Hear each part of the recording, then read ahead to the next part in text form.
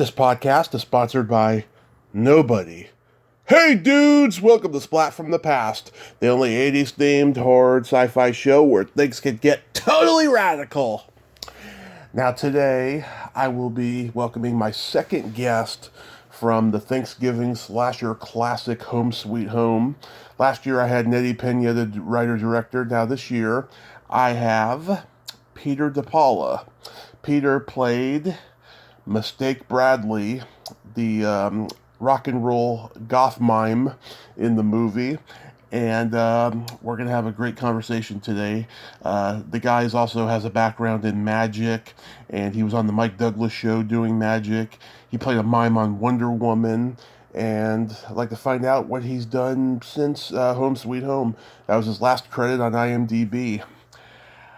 Turkey November is finally wrapping up, and it's going really strong, and I just love it. I am so blessed with all the great guests I'm getting.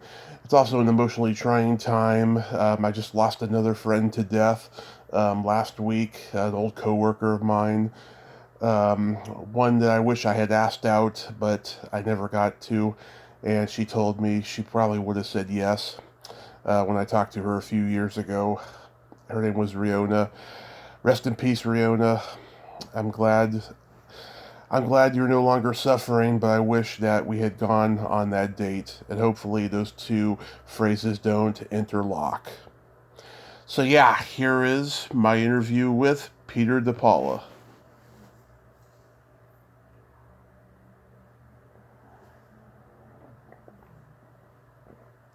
Hello? Hey, Peter, welcome to the show, sir. How are you today? All right, Tommy, how are you? I'm doing fine, sir. I am outstanding. This is a great honor. Thank you for taking the time today. It's an honor for me. Thank you. My pleasure. Of all the requests I've gotten over the years, this is the first one I've actually embarked upon and engaged in, so I'm really happy to be here. I appreciate that. Thank you. So, going back in time, did you gravitate toward acting early on in your childhood? I did. As a child actor, not professional, amateur, I was involved in community theater. Mm-hmm. And I had some pretty good parts as a kid. My father was very active in it. He was quite good. And I guess my mother did some, but not as much as my father did. And he was, like I said, he was quite good. He could do drama and comedy really well, and I think maybe I got that from my dad. And my mom was very artistic. She was a painter, Mm-hmm. and she had a lot of artistic talent. They were restaurateurs for a while, and we lived in Brooklyn, New York. That's where I'm from originally. Nice. And then when I was about 10 years old, we went to Florida. That was nice. I was very fortunate to go to Florida and live. It was very rural in those days. Plenty of alligators and snakes and spiders, just so that any boy would just imagine he would be happy with. Lots of fields to run around in. And we lived there, and my parents got involved in community theater Mm-hmm. as an avocation. And I got involved. And then that's what started my interest in acting. And then from there, I fell in love with doing magic. Yeah. It made me, it was very fulfilling for me. I liked the fact that I could, fool people and feel like I could fool people. It was a gas to feel that, that I could do tricks and fool them. So, but most of that art form requires acting skill. Mm-hmm. To a degree. So, so you're just not doing a magic trick. You're doing, presenting an idea, a story, at the beginning and a middle and an end. Right. So I did that, and I had a teacher for a while, and I used to go to his house. Him and his wife lived in, this was in Hollywood, Florida. They lived in a home there, and every Saturday I would get on my bike and bike over there, and I'd spend an hour. He'd teach me all the really cool stuff. And he must have thought I had talent. He entered me in a nationwide contest for magicians at a magic convention in Florida, South Florida, and I took first place in that category. I was about 12. I think I was about 12 years old. Mm-hmm. So that started my interest in magic. And I'm mentioning things that I did in the actual film, Home Sweet Home. And also when I was in high school, I, of course, being influenced by a lot of great rock and roll music, I picked up the guitar and I learned how to play that, and I was very serious about it also. So I practiced a lot. So I kept myself busy between practicing magic and practicing the guitar. And I went to New York when I graduated high school. Mm-hmm. Just because for a young man in Florida, it's a rural area. It's a lot of retirees. There wasn't much going on that interested me, even though it's beautiful there. So I went back to New York. Right. And I started to do magic in nightclubs. I had an act. Yeah. And I started to busk in Central Park, which was really cool. Yeah. And so in those days, busking was considered an honorable thing, and you could make a lot of money with it. And I did quite well on Saturdays and Sundays. And that's how I got into Broadway. Mm-hmm. From there, I got into a Broadway show called The Magic Show. Yeah, which I was going to ask you about because I saw it was produced by Ivan Reitman. Ivan Reitman, right, who did a lot of films. I can't think of any offhand, but he was a great film producer. Ghostbusters, Stripes. Ghostbusters, yeah. Yeah, Kindergarten Cop. Of course, right. Yeah. Shame on me. So, Ivan, it's funny because when I moved out to L.A., he was driving his Bentley down the Sunset Strip one day, and he passed me in his car, and he waves at me. He goes, "Hey, Peter DePaula." Very small world. That was after I had finished the show. But we toured. I was with that show for about almost 2 years, on and off. I worked all the major theaters across the country and wound up in L.A. When you were, yes. Yeah, when you were playing all the nightclubs in New York, like who are the other performers you'd see? Oh, I worked a lot with comics. Yeah, like did you see Harry Anderson? No, Harry was a friend later when I was out in California at the Magic Castle. Yeah, that was later. That was probably in the 80s. Yeah, Harry came out. Right. In New York, I worked with Andy Kaufman before anybody knew who he was. Yeah. I worked with, remember J.J. Walker? Oh, yeah. Dynamite. Yeah. Dynamite, yeah. I worked with him. I worked with a lot of guys. Let's put it this way. I worked with just about every comic before they became famous. Yeah, like Belzer and Richard Lewis and Leno and all those guys. Richard Lewis, Jerry Seinfeld, Jay Leno I worked a lot with.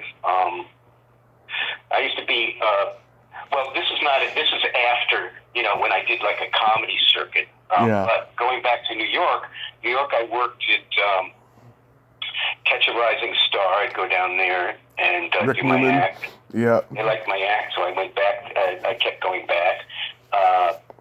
Cafe Wa, which was owned by Richie Havens at the time. Oh. And he loved my act, and he said I could perform there anytime I wanted to. So I thought that was such a gas because I had seen him in Woodstock. He was just like, the ultimate. Well, he wasn't a rock performer, but he sure influenced that music in a lot of ways. He was a folk singer, and he was great. Right. He owned that club. That club, I guess, went to different owners. So I worked there, and there was another club called the Metro Club on West 4th Street, and I worked there a lot. They liked my act there. I worked there. And that's where I worked with Andy Kaufman. And then that club burnt down. Oh. So fortunately, I took my act home that night. Yeah, you didn't leave it there. Yeah. Otherwise, it would have went up in smoke. And then, let's see, at that point in New York, David Copperfield and I were hanging out together. We were friends. David Copperfield. Oh, yeah. The magician in Las Vegas. Yeah. This is before we both went off and did, like, really, great stuff. He was in, was it Pippin? Godspell. I think it was Pippin that he did some magic consulting on that. Yeah. And so we met when he was in New York, and we both knew Doug Henning, who was the magician in the magic show. And so I was working in, so I did all those clubs, and then I was working in the park. That was it. I was working in Central Park, and one Saturday, late in the day, an actor came up to me and said, "Wow, do you know that there's a show on Broadway called The Magic Show?" I said, "No, I haven't heard of it, but what's it about?" He says, "Well, it's a young magician from Canada." And I said, "Oh, okay, yeah, I think I've heard of that, yeah." He says, "Well, you should go down and audition." He says, "I auditioned for the understudy role." And I said, "Okay, I mean, I was only like 21 years old, 22. I said, "Sure, I'll go." So I went and saw the show with a buddy of mine. We went and saw it, and I was blown away. Yeah. I was absolutely blown away. It was just a tremendous show. It was really responsible for the renaissance of magic in the 1970s. That show really launched an worldwide interest, I would say, in magic because of just the way the show, the illusions in the show. And then, of course, it had music by Stephen Schwartz, and it had a book. There was a story connected to it. And so I went to the production office, and I had a really bad headshot, and I said, "Hey, I'm interested in auditioning for the understudy." And the guy said, he takes my picture and resume, looks at it, and he goes, "All right, let's see. We have auditions coming up." And they called me, and I went in and auditioned. I must have auditioned for that show at least more than a half a dozen times. They kept calling me back. And then finally I got cast, and I toured that show. I got cast in the lead role, but then the national touring company. And I toured for about 2 years with that. I did another company in the Southeast. So when I went out west to California, I fell in love with California. Wow. Yeah. Sunshine, wide open spaces, strawberries the size of your fist, beautiful women, film, music, everything was out there. So I went back to New York after the tour closed, and I packed it up, and about maybe 6 months later, I drove out there with a friend of mine who was a cinematographer. He wanted to go out to California, so we got in the car and made it to California, and I couldn't have been happier. I loved it out there. I did, that's when I joined the Magic Castle, and then I was interested in pursuing acting. I was kind of like trying to find my way because at the time I didn't have, I didn't own a lot of props. I didn't have a big show, but I was very skilled at magic and experience, but I didn't have the equipment that I used in the magic show stayed. The Broadway producers, they owned that stuff. So anyway, so I was, trying to find my place there. And I studied, I got to mention one other thing. When I was in New York, that's how I got introduced to mime. Yeah. Back in the early 70s, mime was like, there was Marcel Marceau, who I later studied with in Paris, years later. But that's all you really knew about, if you knew about mime at all. But they used to have these mime artists that would work the streets, and they were good. There was this one guy in Central Park. He was amazing, and I never really saw mime illusion before. But being so, attached to the illusions and magic, I looked at this guy and I said, "That's amazing. He's doing illusions without any props. Creating a story with no props." And he wasn't doing anything like picking a flower and giving it to a girl, like in that movie with Dustin Hoffman. Where he pushed the mime. Yeah. What was that movie? Kramer versus Kramer? Was that it? I think it was Kramer versus Kramer. Yeah. Yeah. But he was doing very sophisticated stuff. I said, "I got to learn this. I just got to learn how to do that." So I found a teacher in New York, and then this teacher was Richard Morrison. And he was the brother of Bobby Morse, a Broadway actor. Yeah. Great actor, musical talent, just great all-around film. So he told me, he says, well, when you go out to California, Richard told me, when you go out to California, look up Richard Shepard, and you can continue studying with him. So that's what I did, and I studied with him. And then he had a studio on Santa Monica Boulevard, and I used to go there and rehearse. Mm-hmm. He used to let me use his studio, to rehearse in. So I would use his studio in the day or in the off hours when nobody was there. Mm-hmm. And I rehearsed my act, and in those days you didn't have all the technology we had with recording and everything. So if I did a silent act with music, I had to have a reel-to-reel deck, and I'd have to put the music in and cut it and slice it and paste it back, and tape it back together. I got quite good at it. Nice. That's how I did my, put the music together for my shows. So, anyway, I studied with him, and then, let's see, that's in the mid to late 70s. And I was out there. I joined the Magic Castle because they knew who I was, so they gave me a membership. Yeah. And I would start performing there. I don't know if you know that club. Oh, I do, because Sarah Ballantyne, she's a member. Oh, okay. All right. Yeah, I know Sarah Ballantyne. In fact, her father was Carl Ballantyne. Yep, he sure was. He was one of the greats. Oh, he was fantastic. What a funny man. What a great talent. And for any of your audience who doesn't know, Carl Ballantyne he had a great career, but one of the things they would remember him from was McHale's Navy. Oh, yeah. McHale's Navy. He was a bad guy on the Monkees a couple times. Oh, okay, yeah. Funny man, great talent, yeah. And a real icon. Okay, so I joined that club and I started working there. It's a private club, mm-hmm. and you have to be a member to go or be invited by a member. And a lot of people in the industry are members, right. Regular members. There was magician members, which I was, and then there's regular members. They pay more in dues, and they have different sets of rules, and they can go too. And they're non-magician members. Right. So a lot of industry people, would go there. And I got to meet a lot of industry people because of my membership, and I took industry people up there to the club. Right. On occasion. So I joined that, and then I was doing the performing around. I just got into the into the comedy club circuit. Yeah. Did you play the Comedy Store? No, I never played the Comedy Store. They were not amenable to it. This was out in California now. Yeah. Yeah, the Comedy Store didn't have...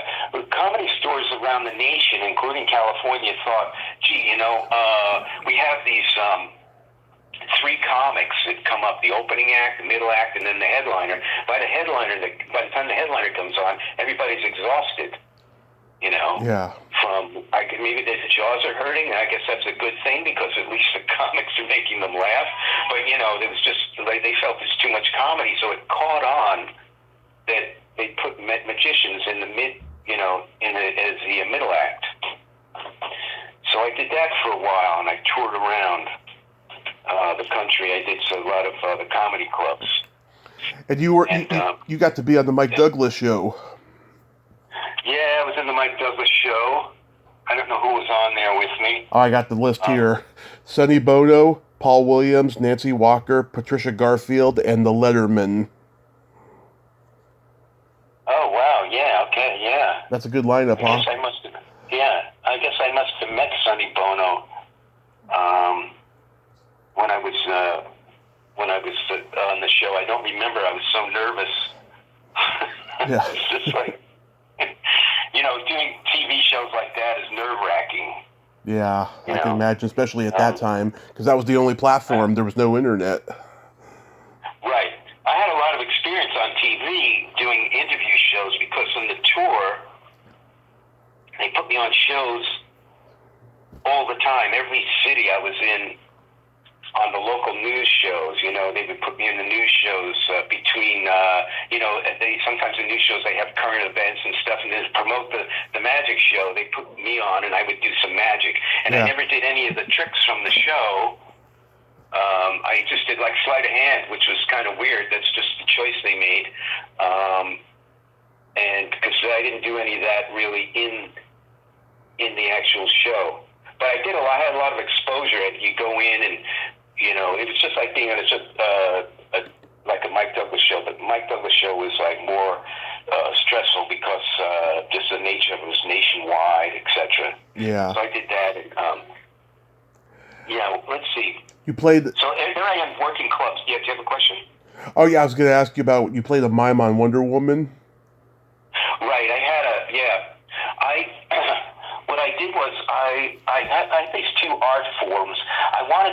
My goal was to incorporate these art forms together, the magic and the mime and music. Yeah. So while I was, struggling out in California, I was designing magic illusions that incorporated those three things. Magic illusions that incorporated mime and music. And I had some illusions I created with the guitar. And I tried to get funding. And what it's like to raise money for anything, but tell somebody, hey, I was in this show, and now I'm not really doing that anymore, and I will need to raise $100,000, and I can do this, right? Right. So, hey, you smart-ass kid, get out of here, Yeah. So, well, do you have any of this stuff? No, I need to build it, but I knew who could build it. I knew all the good, illusion builders in California. Mm-hmm. So, anyway, so that leads me up to, I guess that was time I got into Home Sweet Home. I was just working and doing these gigs, and I think I had a manager at the time calls me up, says, there's a movie being made, a slasher film. I got you an audition for it. I said, what? He said, well, the guys are like a rock musician, like Kiss, Yeah. and they want, you got to know, you don't have to play the guitar, you just have to know how to make it look like you're playing the guitar. I says, wow, could it be any easier? So I went, that's where I met Nettie Pena. Yeah. I heard your interview with her. That was a very nice interview. Oh, thank you. Yeah, I'm friends with Vanessa Shaw's mother, Susan DeManti, and I had actually found you on Facebook first, but she offered to connect us, and I decided to follow up on it first because, in my experience, if you don't follow up with certain people, they forget, and then they're like, I don't remember saying that, So I just didn't want to risk it, so I decided to talk to her last year, and then you this year because it's the 40th anniversary. Is it the 40th anniversary for real? Yeah, 1981 was when it came out. Oh, wow. That's right, yeah. Oh, I love the 80s. That was a great decade. I had so much fun. It was great. I love the 80s. Yeah, and so I went to audition to read for Nettie Pena, and she gives me the script, and I take it aside and I look at it and I go, boy, this is really just a real slasher movie. This is like a real B film. I'm trying to size it up, and I'm thinking, what kind of character is this?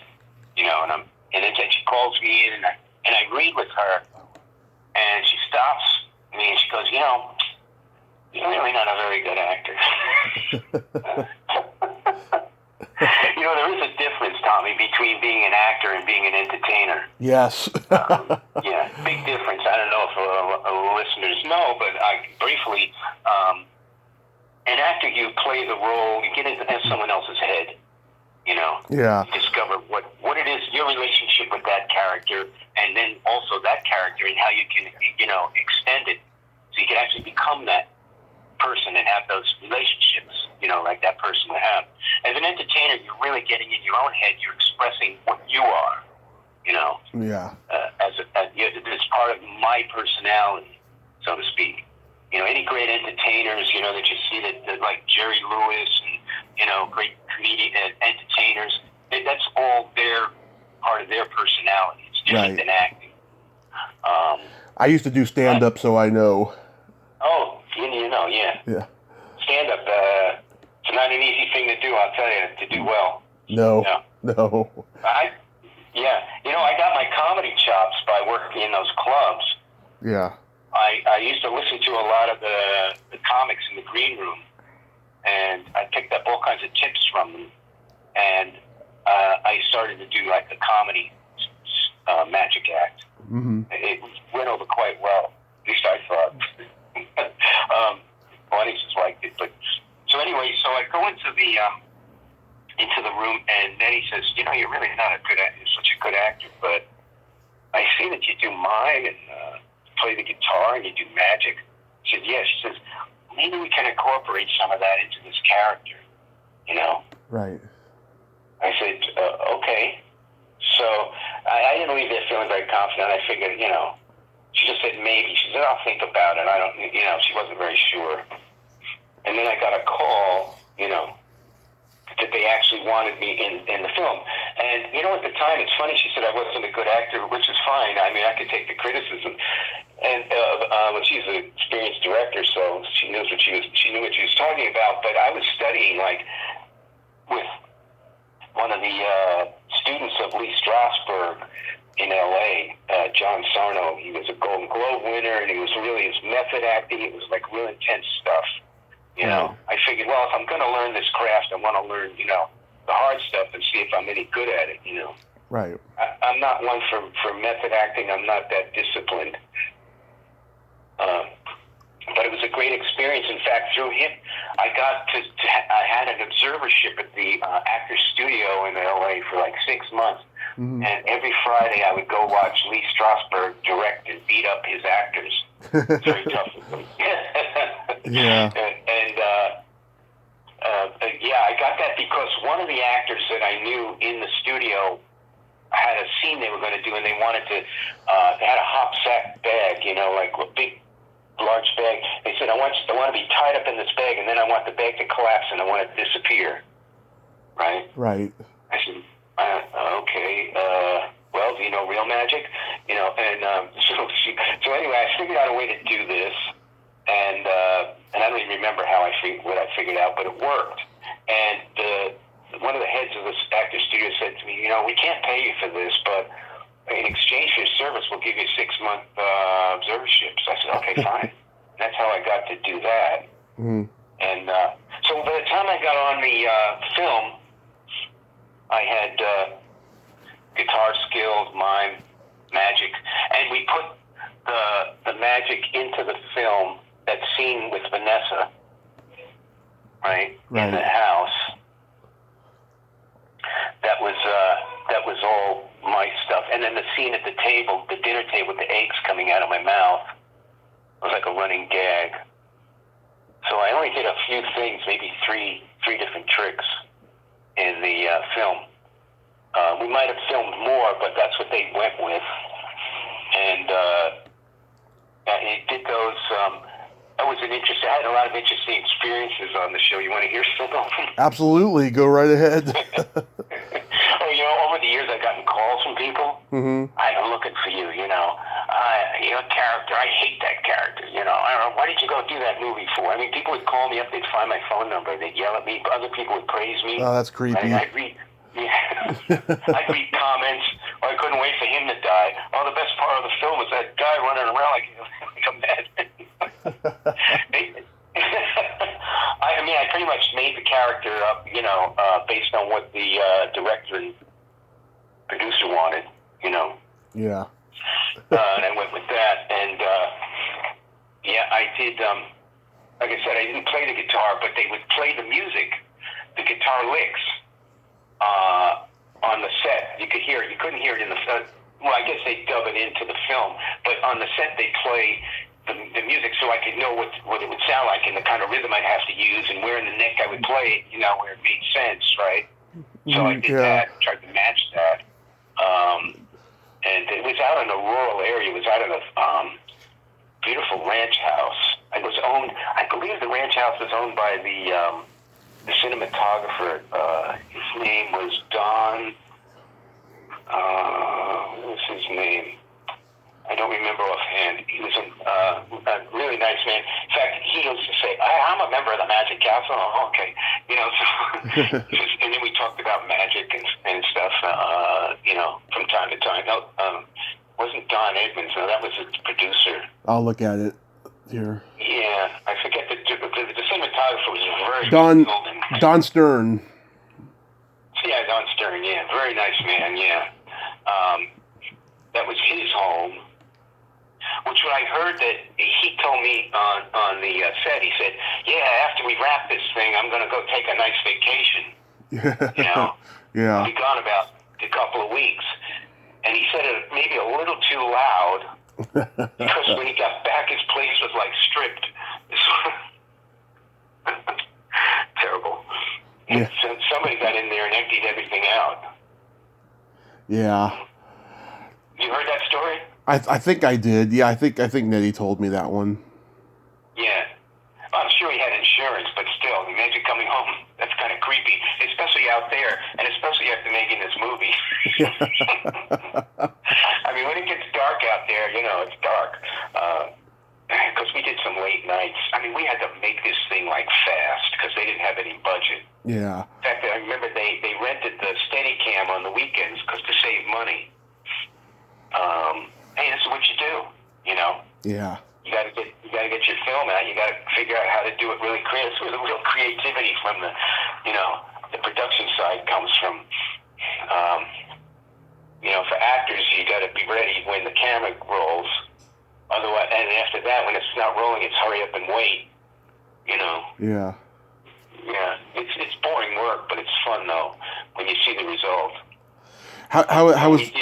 Yes. I was gonna ask you, how was working with Jake Steinfeld? Oh, Jake was a great guy. Jake and I became quick friends. Mm-hmm. He liked me. He said, I can't wait to kill you. I said, okay, great. No, we were friends. I think he even had a nickname for me. I forget what it was. Pizza or something, because I'm Italian. He called me Pizza. I think it was funny. I said, okay, fine, I'm Pizza. A great guy, and you know, really did the part well. You know, he was frightening. I mean, basically, if anyone hasn't seen the movie, basically the story is Thanksgiving, family out in a home, visitors. You know, this guy called Mistake, his dad. You know, some pretty women. Yeah. Dad's on the make, right, with all the women. Yeah. And the slasher comes and kills everybody. The end. You know, and that was the film. But it's a slasher movie. Right. So we did, you know, a lot of scenes. We did most scenes in one shot. I mean, we didn't really do everything. I don't remember doing everything more than once. So if you didn't get it right the first time, too bad, you know. Yeah. It's funny because Jake and Lyle Alzado always looked and talked like twin brothers, right? And when I saw this movie for the first time, and just hearing that evil laugh, it reminded me of Lyle Alzado in the movies. Oh yeah.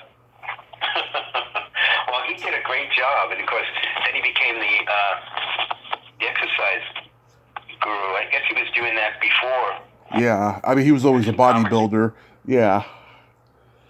So he has all that. I think he made equipment and exercise regimes and diet, you know, all good healthy stuff. Like at the time, LA was like, you know, California was like really into that, you know. Yeah. It wasn't the fact that you were taking vitamins, it was the kind of vitamins and what else was in them. I mean, you could go nuts with that stuff. Everybody had, was on a health regime. It was interesting. Yeah. Now, on the film, the scene where I get killed, he electrocutes me. Yeah. And I'm talking low budget here. He had to chase me through the woods. I was supposed to be, like he was supposed to be chasing me through the woods. He just saw me running, and he did this long shot. And I did a pratfall. They didn't call for it in the script. I just wanted to spice it up. I'm running like, through the woods, and they're yelling stuff at me, and I'm like, okay, slow down, okay, faster, and I see this, and I do this fall, and I must have done it really well, because everybody just stopped, God, and they started running towards me. Yeah. Everybody started running towards me like I was hurt, and then I said, I got up and I brushed, I said, what? Slap that kid. Yeah. So I did that scene, and then I'm supposed to go out to this tree, and then he pulls me up, lifts me up against the tree, and pulls down the electric cords and puts it on the guitar, right? Mm-hmm. And I get electrocuted. And I don't remember if those sparks did, but I do know one thing. It's really funny, and this is the truth. They said, look, we don't have any smoke machine, so what we're going to do is we're going to get some of the crew down on their knees below you, and they're going to take cigarettes and blow the smoke up, right? Right. So I'm looking down at these guys when I'm supposed to be, watching them, and I'm trying not to laugh, because these guys are like sitting there and they're going, and they're taking big drags off of Marlboros and Camels and blowing the smoke up. Because by the time it reached my knees, it already evaporated, because we're outdoors. That's what you do in productions, right? Right. So, and then I don't remember the sparks. I'm looking at the picture of all the sparks. I think they might have put that in later. I'm not sure. I actually tried to do some research on what happens to a human body when it's electrocuted like that, but mm-hmm. I didn't find anything really, satisfactory. There was no internet at the time, Yeah. So I did, and what else did we do in the film? We did. At one point, this is a really uncomfortable situation that happened. I drove back to my apartment during the break during the day, and my manager called me up. Mm-hmm. How's it going? I said, well, I don't know when we're going to wrap. I'm working really hard. It's moving along, and I'm working on the weekend. You're working on the weekend? Yeah. Well, they're not paying you to work on the weekend. I said, I don't know. They're just paying me. I need $500, right? So he says, oh, let me talk to them. So I said, well, I don't know what. I would talk to them what? I mean, I've already signed the contract. And I was naive. I didn't know, much about the film industry. Yeah. Or even the way, Hollywood operated at the time. But he was like, I'm going to be a tough manager and show you I can, do stuff, At least that's what I'm thinking was going through his head. Yeah. So anyway, driving back out to the set, and I get to the set, and everybody's standing and there was a big dirt area where you park your car, and I'm rushing there, and everybody's standing there, the director, the producer, the backers, and the casting director, and they're all staring at me like they have daggers in their eyes. I said, did you ever hear this story? I don't know if you ever heard this. I can't remember. I don't go back and listen to my shows that often. Well, I don't know if anybody really, but everybody was like, there was nothing going on. I said, what's happening? And they started yelling and screaming at me. Apparently, this manager I had called them up and threatened that he was going to pull me from the film, and unless they doubled my salary. Right? Right. Here I am, driving down the street. I'm getting ready to go back to work, I wonder what we're going to do this afternoon. I think we got a scene now. I'm doing, and I'm thinking all this stuff. And I get out of the car and what do you know? You punk, you are. I mean, just everybody yelling at me. In fact, the casting agent looked at me and said, you'll never work in this town again. I thought, wow, that's classic. I think I've seen that in a couple of movies, didn't I? Was it a Fred Astaire movie or something? I don't know. You'll never work in this town again. Something like that, yeah. The funny thing is, I never did another film after that. Yeah. You never work in this town again. I thought, how are they going to do that? Going to follow me around? I don't know. But anyway, so that was a very uncomfortable situation. I finally had to get rid of that manager. Oh my You don't God. want that stuff following you around. You know? Yeah. So are you in touch with anybody from the movie? No, actually. Yeah, everyone's like MIA, I noticed, except for Vanessa Shaw. I'm sure Jake Steinfeld is out there doing his exercise thing. But other than that, everyone's MIA. Yeah. Some of them I'm trying. Who's Charles Hoy? Wayne. Who did he play? Wayne. Charles Hoy played Wayne. Wayne. Yeah. This Vanessa had a nice career, right? She did a lot of stuff. Yeah. She was a child star. She might even still be working. She still is. Yeah, I follow her on Twitter. Good for her. Not an easy industry to stay alive, and I've got to give kudos to her. Yeah. Anyone that's lasted, you know. Yeah, it's not. I'll tell you, the horror community has really built up because the internet has enabled it. You know, because back in the day, these movies were just considered awful. You know, bastard stepchildren of the industry. But now they're just regarded as classics. It's so bizarre. You know, because I miss growing up and like thinking I was the only one who liked them. You know. Well, you know, you're right. And it's become like something to respect. I mean, it's got followers, people who are like devotees. They know all the films, they know all the players. You know, Right. Like I said, over the years, people calling me up, people emailing me, you know, texting me with opinions. You know, and then my kids. I have 3 kids. They're adult children now, but they show the film. They just love the fact that I was in this movie. My son says, "Dad, you're in a classic slasher movie." I said, "I am, yeah." And I showed it to all my friends. Well, so he showed it to their friend. They showed it to their friends, and yeah, it's who would have thought this film would have become, you know, so popular? It's the last thing you're thinking. You don't think these things when you're making these movies, you know. Right. I would have liked to continue making these movies. In fact, I would have just absolutely loved making more of them. In fact, I even thought of a sequel, which wasn't a big thing then. Yeah. I thought I could change the script. You want me to tell you what I thought? Of course. Yeah, okay. What I thought was, you know, you only see Jake a couple of times in the movie. Right.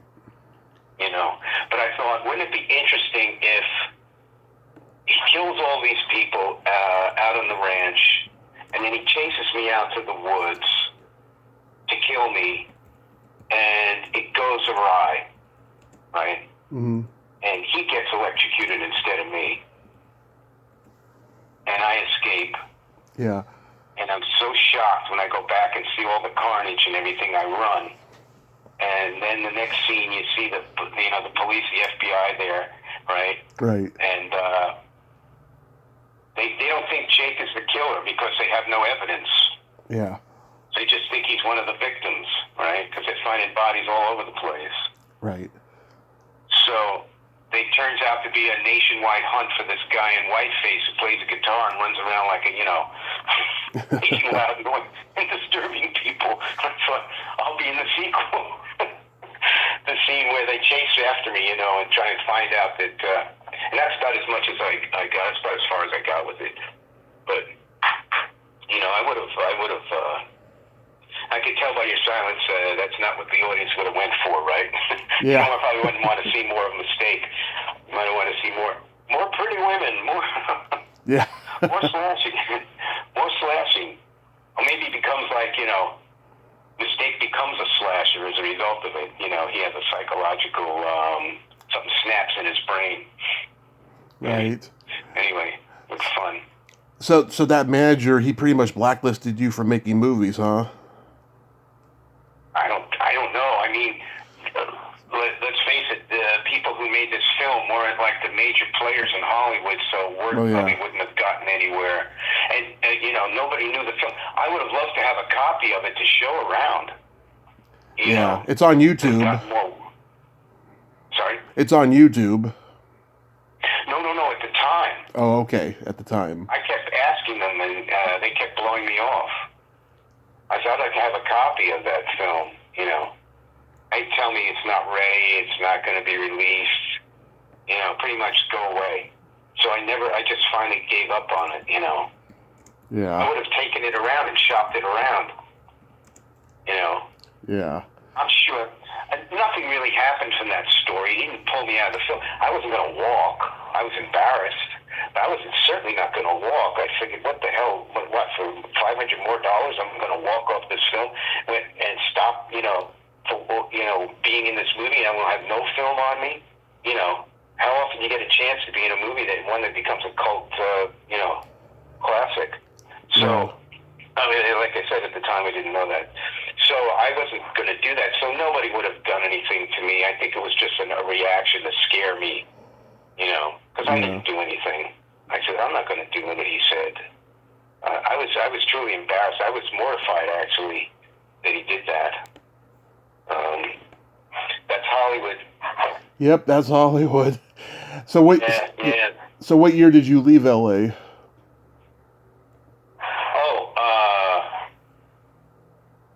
Well, I stayed out in LA for a long time.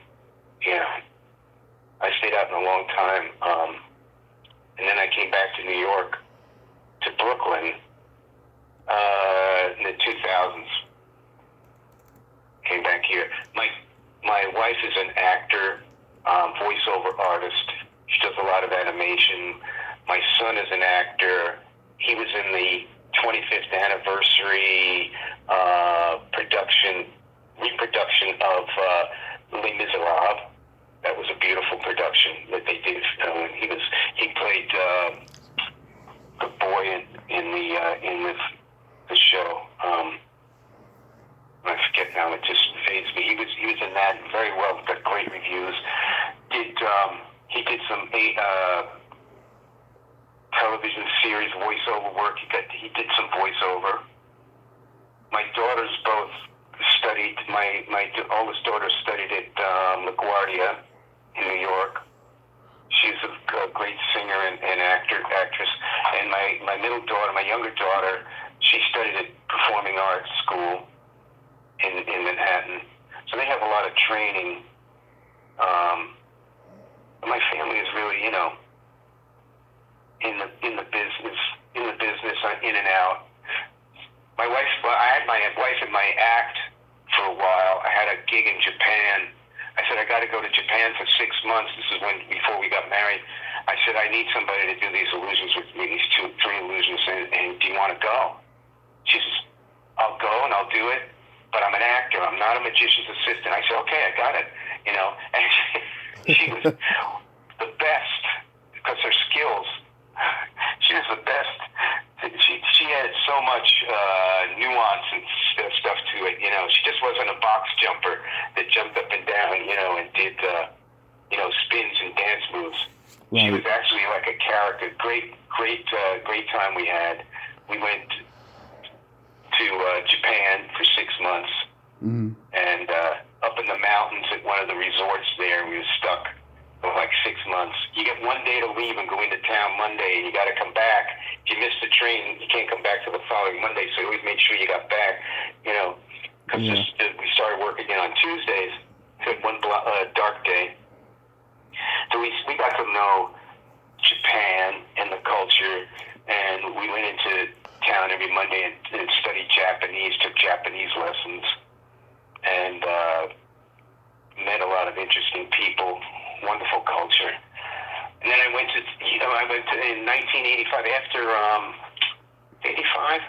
Yeah, around that time, 84, 85, after I made the film, I went to Paris and I studied for a while with Marcel Marceau. Right. I met him in Ann Arbor, Michigan. He came to the University of Ann Arbor one summer. I guess he was doing that every summer. A friend of mine calls me up and says, Marcel is doing 2 weeks. Do you want to go? You going to go? I said, I don't know. He said, you want to study for 2 weeks with him? I said, yeah, I'd love to. He said, well, you got to make a video and send it off, and they'll let you know. So a friend of mine was a film director, a successful. He did some slasher movies. He did some slasher movies. He was doing some horror genre. And I said to him, I called him up. He's my daughter's godfather. Said, can you help me make this this video. This is even before we married and kids. I said, I got to do this. So we did this video in Hollywood and Vine, all the way up to where the apartment we were living in, blocks away. We did this whole video in like one afternoon. He took it back, edited it, put music into it. It looked great. And I sent it off, and about a week later, they sent me a letter saying, come on. So I went. This friend of mine went, and I studied there for 2 weeks, and at the end, Marceau came to me and said, I want you to come to Paris. You want to come to Paris and study? And I said, yeah. But I was older, and apparently I was older than 26, and that was the cutoff age for his school. But he said, don't worry about your age, just come. I'll take care of it. But I couldn't stay. Like, it's a 3-year program. I wasn't planning on staying for 3 years. I studied like 2 semesters, and then just hung out in Paris with my wife's then girlfriend, and we hung out in Paris. Her family had a lot of family there, so we got, we didn't have any problem getting around, meeting people, because she had French relatives there throughout Europe. So that was really cool. And came back to LA, left around, had a family. Mm-hmm. I was doing a lot of cruise ship work. I was doing my magic acting cruises, and then I was acting. I was doing theater, but it was like 99-seat theater in LA. That's where they have 99 seats. The 99-seat theater. Yeah. Model. Well, you don't have to pay union because you have 99 seats, so you don't. It's non-union. And I did a lot of plays and stuff, different types of characters. So I kept working as an actor, but you don't make any money. You get gas money, or if they have anything in the till, they'll give you, a little stipend, but you don't make any money with that. But you do get to work and, and keep your chops. Right. And I used to do a lot of auditioning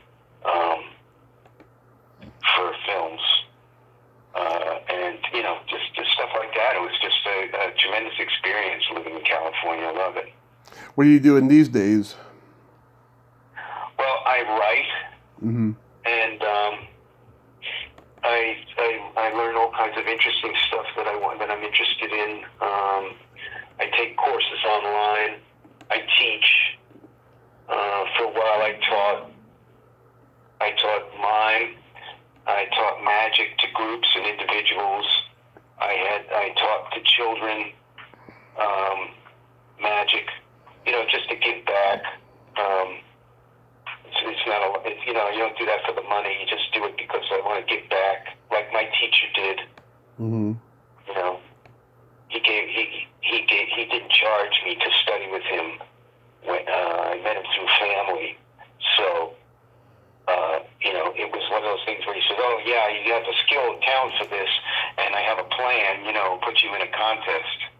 So I'm not much for contests and competitions. I never have been. Yeah. But that was one that was gratifying, Right. And, and so I don't know what else, what other stories I have in the film. I'm trying to think for a minute. We had a cast party after, I remember that. Oh, yeah, I was going to ask about that. Was there a rap party and the screening and all of that? No, there was no screening. Just a rap party? There was a rap party.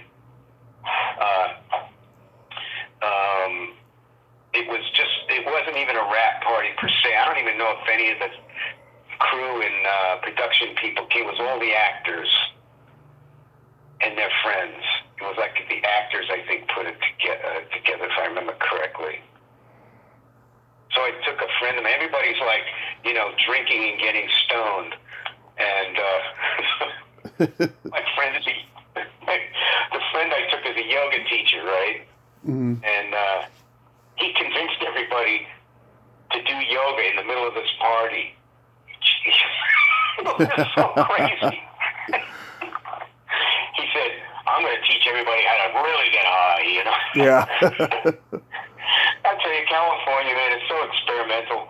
Everybody went, cool, He had everybody doing this yoga exercise in the middle of this party. They turned off the music, and he put on, kind of like Indian spiritual music in the background. Everybody was like tuning into this, going, boy, this is nuts. No Yeah. one's going to ever believe this. But I don't ever remember any formal party with especially a screening. Yeah. I don't remember. So if there was a screening, I missed it. It seemed to me like the film was never going to get produced or made. Yeah. And so it went direct to video. Yep. Media Home Entertainment released it. Direct to Blockbuster. But how many people do you think out there know about this movie? Are they in the thousands? I don't know how much. Track of this thing. I don't think it's written on the internet about the VHS sales and what have you. Yeah, but just the fan base seems big. I'm surprised they don't do it at like one of those horror conventions, Yeah. And do something with it. I don't know. That's.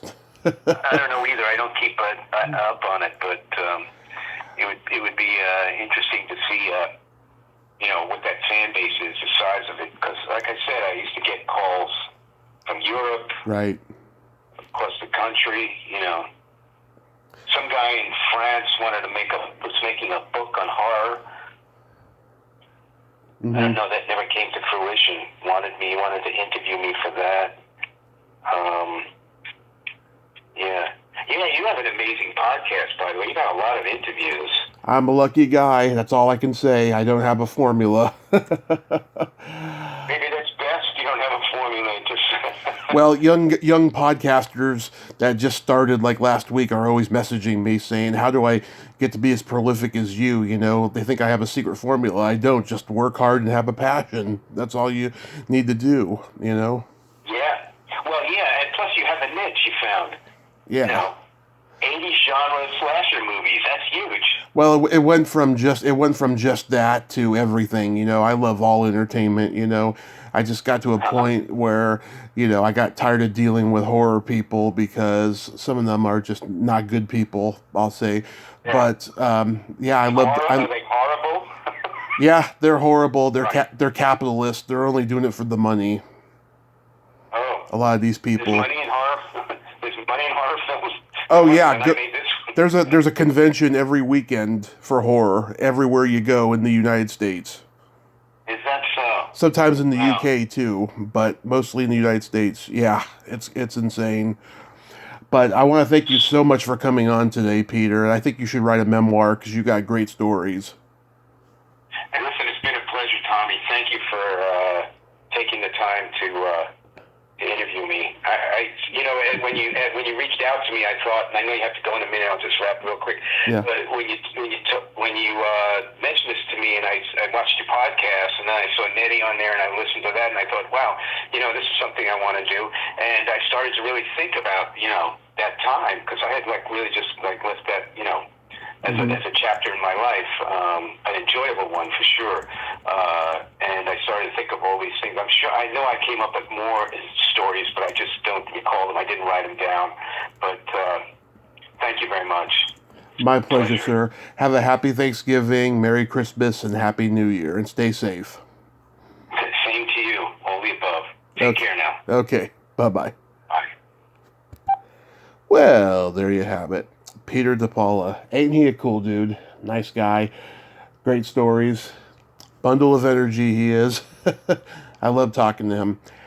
Well, until next time, this is Tommy Throwback Kovac saying there's no shame in living in the past because the present sucks. Later, dudes.